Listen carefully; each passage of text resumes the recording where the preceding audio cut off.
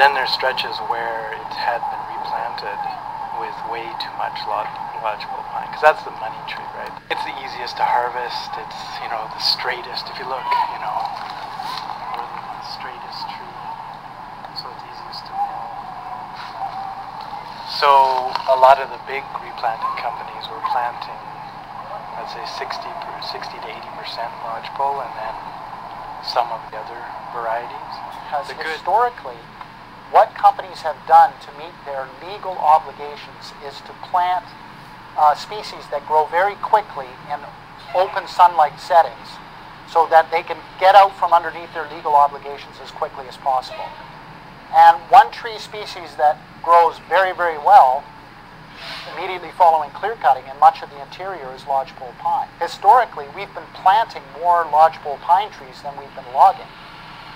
So through industrial forestry practices and reforestation, we're actually increasing the area of pine plantation at precisely the time that we're experiencing the worst beetle outbreak in our history. The way we look at this is the beetle is harvesting the timber anyway. And so we can either let it stand and go to waste and continue along at our regular annual allowable cuts, at which point in time those damaged dead stands will have not enough economic value in them to actually support the cost of reforestation.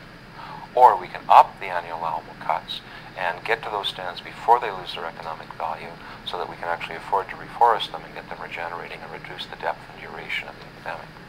The rationalization there is that because the trees are dead or dying, the value of that, the economic value of that timber will be lost if we don't recover it quickly.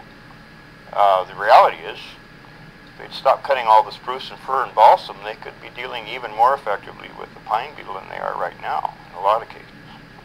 And they wouldn't have to increase the cut. Because part of what increasing the cut does is it basically means that there's going to be less left in 10 years.